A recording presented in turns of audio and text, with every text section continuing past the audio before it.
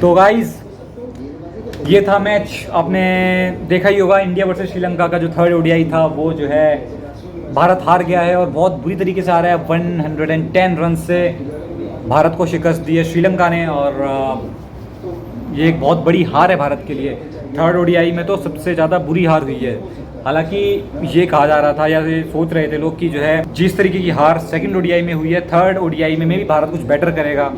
First ODI के बाद Bharat second में वो बेटर करेगा, सेकंड के बाद थर्ड में बेटर करेगा, बट देखें आप तो हालत बिगड़ते चले गए और थर्ड ओडीआई में तो हालत और ज़्यादा बिगड़ गई। तो ये एक बहुत ही अफसोसनाक है क्योंकि भारत की टीम जो है एक पूरी आप कह सकते हैं कि एक पूरी एक्सपीरियंस्ड टीम गई थी वहाँ पर, जिसमें विराट कोहली थे, रोहित शर्मा थे, है ना, आपके पुराने जो है कि केएल राहुल को वापस बुलाया गया और श्रेयस अय्यर। अब लेकिन केएल राहुल कुछ अच्छा खासा परफॉर्म कर नहीं पाए दोनों ओडीआईज़ में, तो उनको थर्ड ओडीआई में उनकी जगह ऋषभ पंत को आज मौका दिया गया। हालांकि ऋषभ पंत भी कोई खास कमाल नहीं दिखा पाए, वो भी कुछ खास कर नहीं पाए टर्निंग ट्रैक्स पर।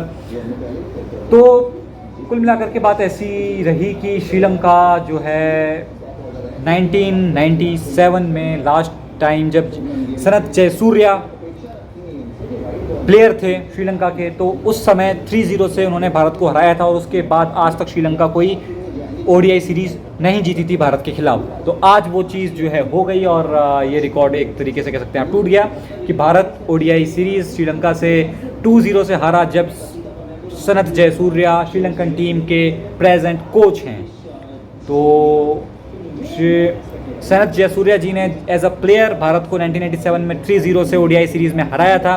उसके बाद as a coach Sri Lankan team ने 2-0 से आज फिर से ओडीआई सीरीज़ में भारत को एक करारी मात दी है। और इतने बड़े बड़े नाम भारत के पास थे, क्या हुआ ये तो एक इस पर चर्चा होनी चाहिए, चर्चा होगी डेफिनेटली। कि आप देख सकते हैं कि सेकंड T20I तक सब कुछ ठीक चला, उसके बाद थर्ड T20I में आप कह सकते हैं कि श्रीलंका ने फाइट बैक देना शुरू करा या फिर भारत ने कुछ अपना बहुत ही ख़राब खेल दिखाया कि थर्ड T20I भी हम जो है सुपर ओवर में जाकर के जीते, फिर फर्स्ट ओडीआई मैच ड्रॉ हो गया, टाई हो गया, सेकंड ओडीआई मैच हम हार गए और थर्ड तो बहुत बुरी तरीके से हार गए। तो ये कुल मिला के एक डाउनफॉल देखने को मिला सीधा, जो है कि मुंह के बल जो है कि भारतीय टीम गिरी है। तो इस पर जो है चर्चा तो होगी और आप देख सकते हैं कि हालांकि इस पर आपकी क्या राय, आपकी राय बहुत मैटर करती है। आपकी अपनी राय भी बताएं कि आपकी क्या राय, आप इसमें किसकी गलती देखते हैं। आपको क्या लगता है कि चलिए हो जाता है, वर्ल्ड कप तो हमारे ही पास है, T20I का सीरीज़ एक हमने हार भी गए तो ऐसा कोई बड़ा इशू नहीं है। या फिर आप इसमें किसी गलती देखते हैं कि हाँ इस प्लेयर को इन प्लेयर से गलती हुई है, या इसमें आप कोचिंग स्टाफ की कुछ गलती देखते हैं, तो आप कमेंट सेक्शन में अपनी राय लिखें। हालांकि गौतम गंभीर एज अ कोच अभी ही आए हैं, उनको अभी से जज करना बहुत अधिक जल्दी होगा, तो ये मेरे ख्याल से सही नहीं है उनको जज करना अभी से। आप देखें हमारी जो युवा टीम थी T20I जिन्होंने खेला स्काई की कैप्टनसी में, बहुत अच्छा खेला, ठीक है।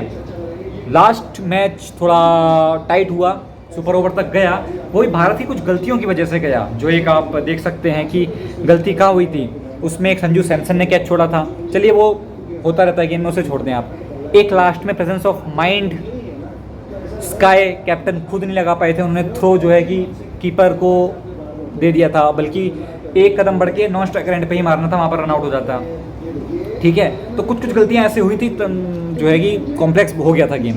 हालांकि ठीक है, लेकिन जो हमारी सबसे एक्सपीरियंस टीम थी, कहा जाता था कि भाई आपके सबसे एक्सपीरियंस्ड प्लेयर कौन है, रोहित शर्मा। डेफिनेटली रोहित शर्मा ने कितना अच्छा खेल के दिखाया है, फर्स्ट ओडीआई में देख लें, सेकंड ओडीआई में देख लें, थर्ड में भी अच्छी start they the, but Rohit Sharma के अलावा कोई बैट्समैन चला ही नहीं। ये एक है ना, रोहित शर्मा एक चले हैं बस। उसके अलावा बापू को देख सकते हैं, अक्षर पटेल ने थोड़ा जुधारू पारी दिखाई है ना। अब लेकिन वो भी कब तक चलेंगे, तो आज वो भी नहीं चल पाए क्योंकि हर मैच में जो है एक प्लेयर ने थोड़ा ना वो कर रखा है कि एक प्लेयर ही चलेगा।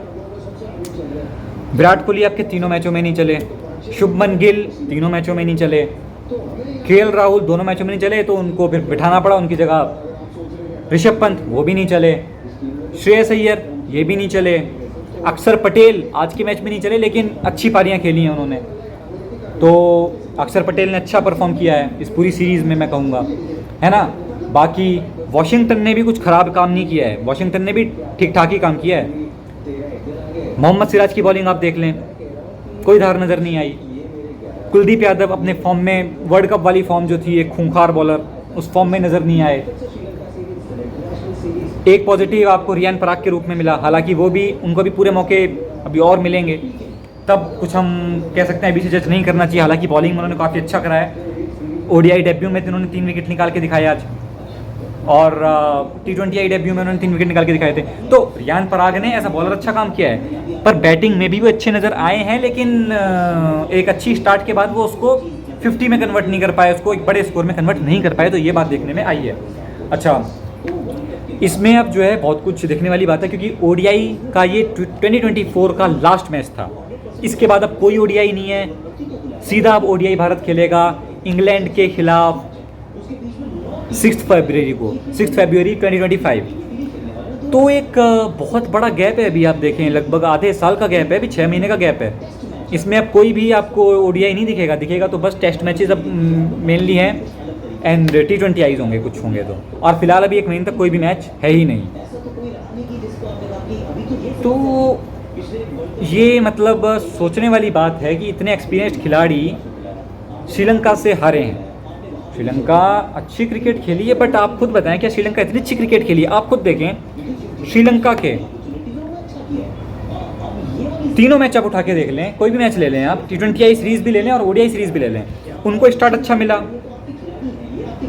निशंका और आपके कुशल मेंडिस, ठीक है, ओडीआई T20 में अच्छा स्टार्ट देके गए, यही दोनों अच्छे खेले। उसके बाद 100 पे अगर 1 विकेट है तो आपको पता लगा 150 पे टीम ऑल आउट हो गई।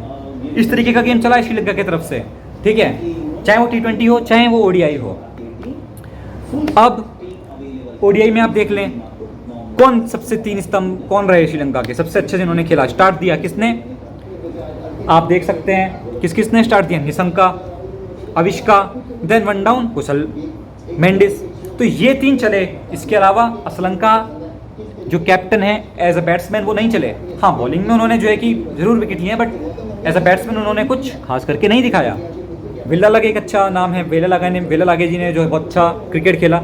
वेलालागे यंग प्लेयर है और कितना बढ़िया जो है कि बैटिंग के साथ उन्होंने पूरा करके दिखाया है, फील्डिंग के साथ एफर्ट दिखाया है, बॉलिंग के साथ आपकी जो है कि आज पूरी आधी से ज़्यादा टीम वेलालागे ले गया, तो उनकी तरफ से बहुत पॉजिटिव्स हैं। बट आपको ये लगता है कि क्या भारत का डिमोशन नहीं हो गया है कि भारत का एक इतना बड़ा नाम है और आप इस तरीके से हारे हैं? तो ठीक है, अब हार जीत होती रहती है, ये भी एक पॉइंट है, लेकिन कोई हमारी युवा टीम हारती तो इतना कोई इशू ना होता। जिस टीम में रोहित शर्मा हो, जिस टीम में विराट कोहली हो, श्रेयस अय्यर, केएल राहुल, आपके सबसे जो आप एक्सपीरियंस्ड प्लेयर जिन्हें आप कहते हैं, उनके साथ आप हारे हैं, तो ये एक जो है कि इशू है ना।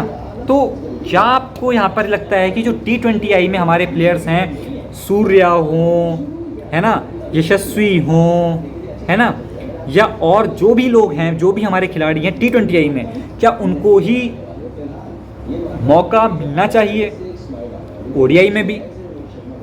हालांकि अभी ये बहुत जल्दी होगा जज करना, क्योंकि श्रेयस अय्यर हों चाहे केएल राहुल हों, इन्होंने टाइम पर अच्छा परफॉर्म करके दिखाया है, खुद को प्रूव किया है।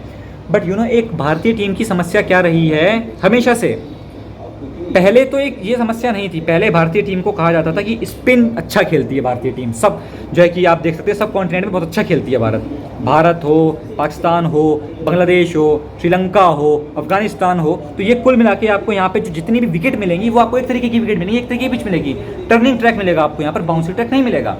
हालांकि भारत में मिल सकता है, पर भारत बनाता जानबूझ के टर्निंग ट्रैक है।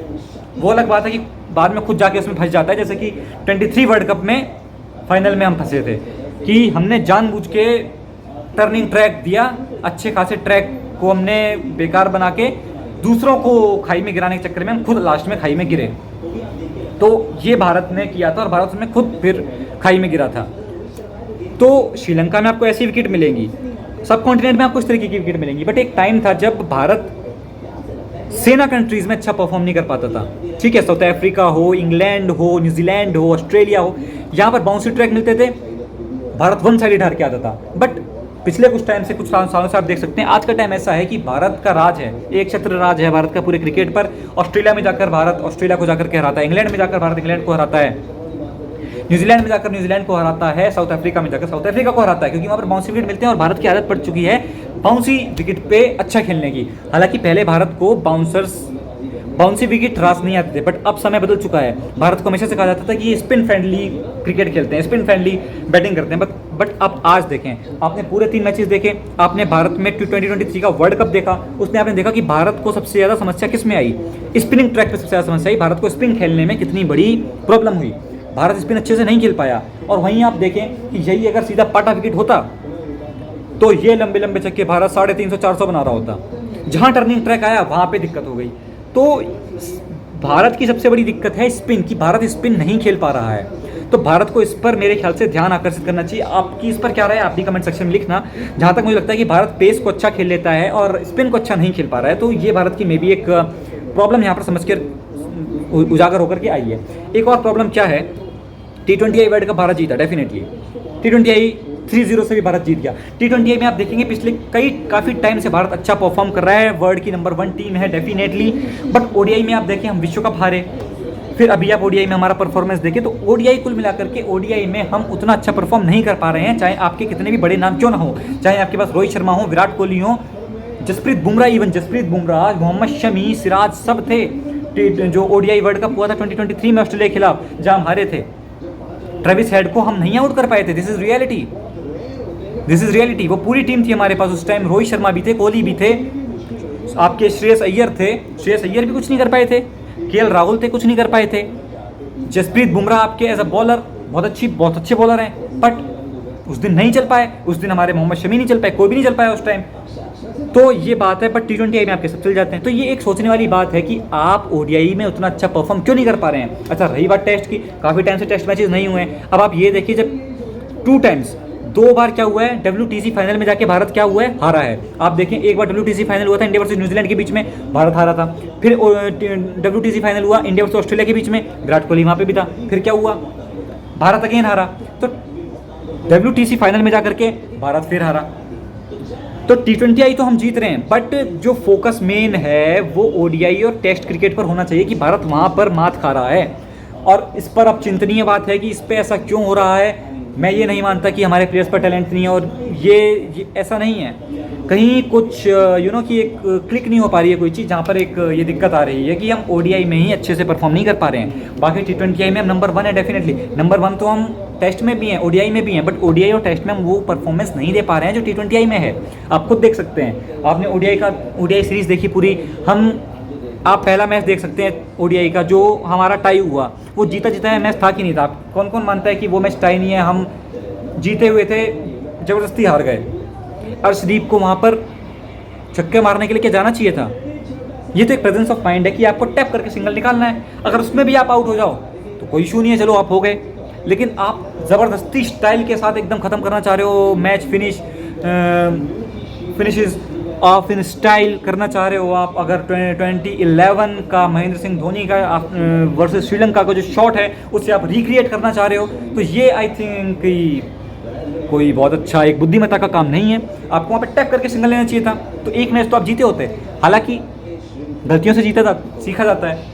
अब पहला मैच जानबूझ के हारे, पर ना भी हारते तो यू आर भारत। अब भारत की टीम में आप श्रीलंका के साथ, इसमें कोई ईगो की बात नहीं है, but Bharat is a far better team than Sri Lanka, no doubt about it. तो आप अगर टाई और सुपर ओवर में जाकर के श्रीलंका से मैच जीत रहे हैं, और ऐसा 1-2 बार नहीं बार बार हो रहा है, तो ये तो फिर सोचने वाली बात है ना। हालांकि एक चीज़ नॉर्मल होता है कि चलो एक मैच में हो गया कोई दिक्कत नहीं है, 2 मैच में हो गया दिक्कत नहीं है। आपके साथ थर्ड T20I से ये बीमारी चालू हो गई है। श्रीलंकन प्लेयर जो है अच्छा स्टार्ट देते हैं, उसके बाद उनकी गाड़ी बेकार हो जाती है। 100 पे 1 विकेट गिरा, पता लगा 150 पे पूरी टीम ऑल आउट हो गई।